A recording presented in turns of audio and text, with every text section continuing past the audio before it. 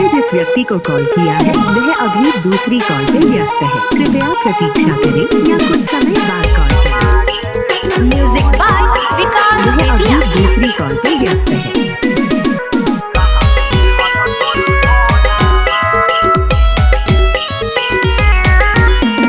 सोनमा गे सोनामा कहाँ बिजी हलो तोर फोनामा। सोनमा गे सोनामा कहाँ बिजी हलो तोर फोनामा। लोन पर फोन तोरा दिलियौ गे छौड़ी कहाँ रहो ध्याना। सोनमा गे सोनामा कहाँ बिजी हलो तोर फोनामा। सोनामा गे सोनामा कहाँ बिजी हलो तोर फोनामा।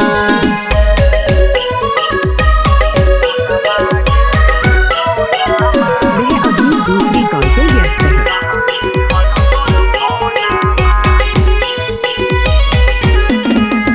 ऑनलाइन रही तू 12 बजे रतिया गे।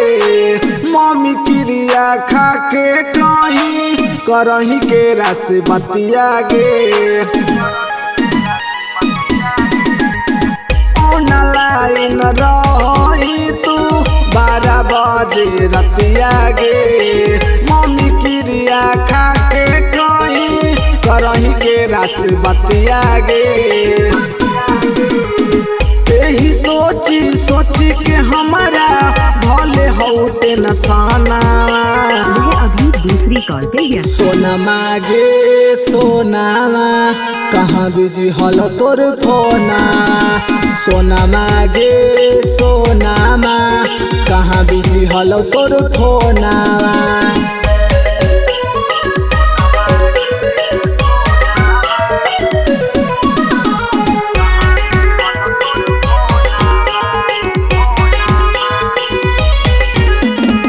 धक धक कर छौड़ी तोरे ला कर जवागे। एक साथे खा हलियै हम बैठ के पड़ल जवागे। धक धक कर छौड़ी तोरे ला कर जवागे। एक साथे खा हलियै हम बैठ के पड़ल जवागे। तोरा देखले बिना के पगली लाग हो नहीं माना। वह अभी दूसरी कॉल पे व्यस्त है। सोनमा गे सोनामा कहाँ बिजी हलो तोर फोना। सोनमा गे सोनामा कहाँ बिजी हलो तोर फोना।